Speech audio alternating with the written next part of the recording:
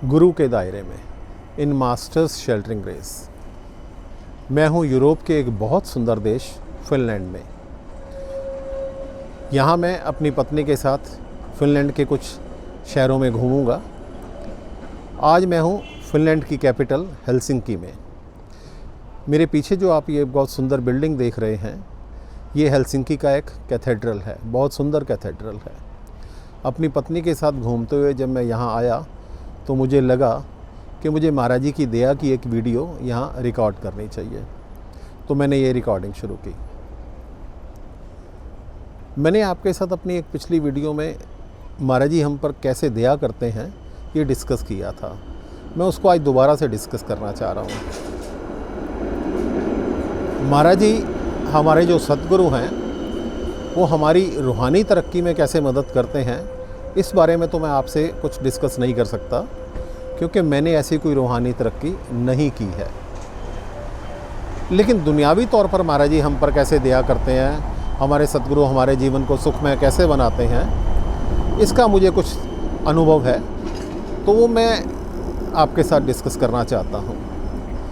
मेरे अनुभव के हिसाब से हमारे सतगुरु हम पर 3 तरह से दया करते हैं।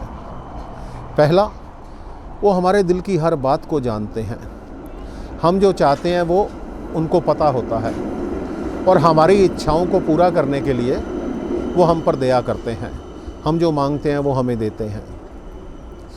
दूसरा, वो हमारे जो कर्मों के हिसाब से हम पर दुख आने होते हैं, उन कर्मों को माफ़ कर देते हैं, हमें उन दुखों से बचाते हैं। कुछ ऐसे कर्म जो बिना निपटाए नहीं रहा जा सकता, उनको निपटाना ज़रूरी होता है, उनका बोझ बहुत हल्का करके हमारे सतगुरु उनको आसानी से निपटवा देते हैं। लेकिन क्योंकि हम बहुत कमज़ोर इंसान हैं, तो वो जो सूली का कांटा करते हैं, वो कांटा भी हमारी चीखें निकलवा देता है। तीसरा, हमारे सतगुरु हमें गाइड करते हैं कि हमारा ये जीवन सुख में कैसे हो, कैसे आराम से व्यतीत हो, सुख शांति से व्यतीत हो।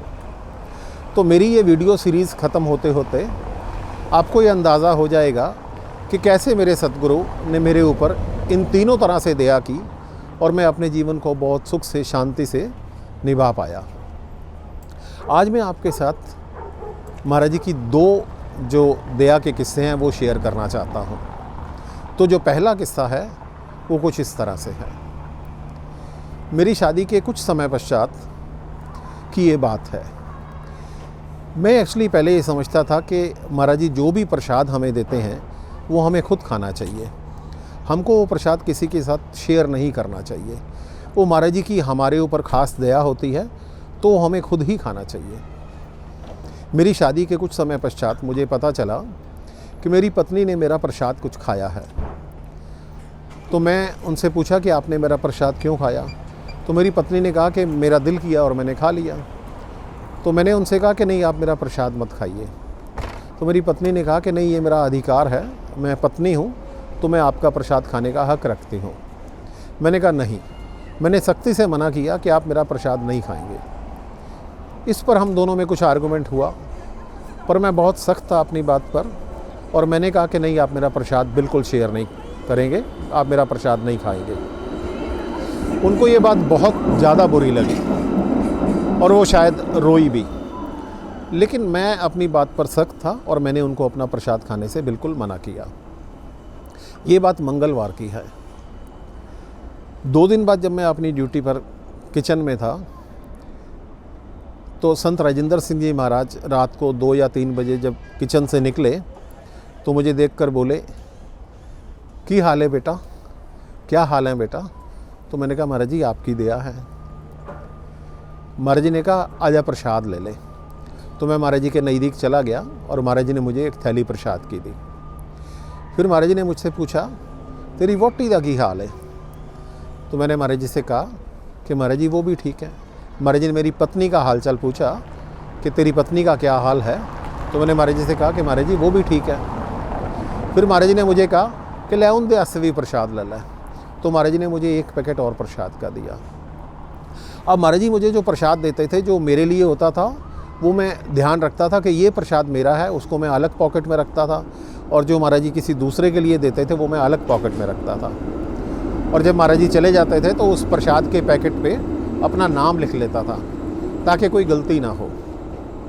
महाराज जी ने मुझे दोनों पैकेट प्रसाद देने के बाद बोला, इस प्रसाद का क्या करता है? मैंने कहा महाराज जी खा लेता हूँ। तो महाराज जी ने बोला, किसी के साथ शेयर करता है? मैंने कहा नहीं महाराज जी, मैं किसी के साथ प्रसाद शेयर नहीं करता। तो महाराज जी बोले, नहीं यार वोटी नाल शेयर कर लिया कर। बहुत प्यार से महाराज जी ने बोला कि नहीं बेटा, अपनी वाइफ के साथ शेयर कर लिया कर।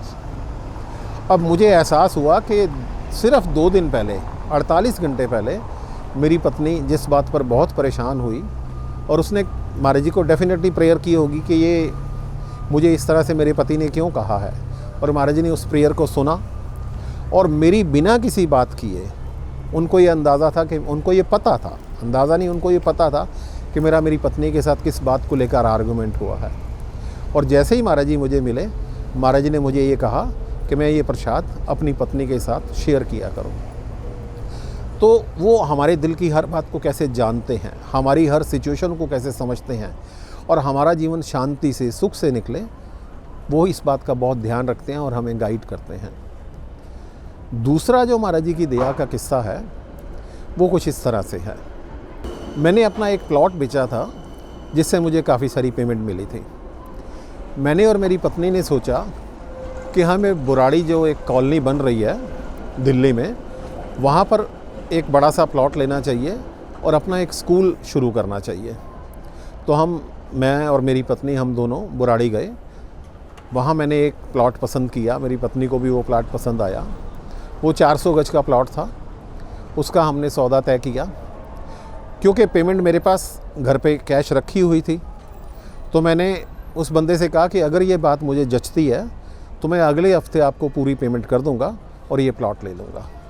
तो बयाना मैंने कुछ दिया नहीं, डायरेक्ट ये कहा कि अगले हफ्ते हम आपको पूरी पेमेंट कर देंगे अगर हमें ये पसंद आ गया तो। क्योंकि मैं महाराज जी से बिना पूछे इतना बड़ा फैसला नहीं करना चाहता था। 2-1 दिन बाद मुझे महाराज जी के चरणों में अर्ज करने का मौका मिला। मैं और मेरी पत्नी दोनों कृपाल बाग में महाराज जी के चरणों में पहुंचे थे। मैंने वहाँ महाराज जी से अर्ज की, महाराज जी से पूछा कि महाराज जी ऐसे एक प्लॉट ख़रीदना चाहता हूँ, तो वहाँ मैं स्कूल खोल लूँ?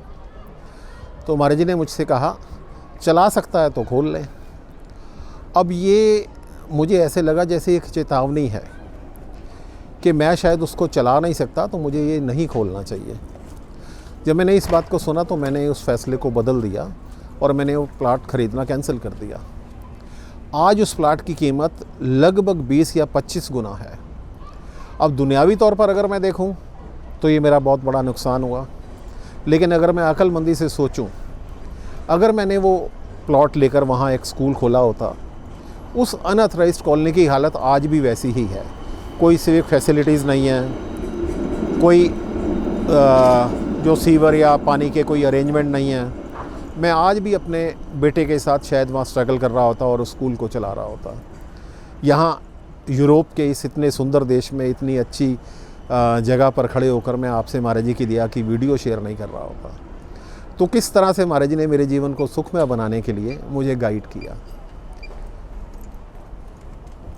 अब मुझे नहीं समझ आ रहा मैं आगे क्या बोलूं। तो मिलते हैं अगली वीडियो में, तब तक के लिए धन्यवाद।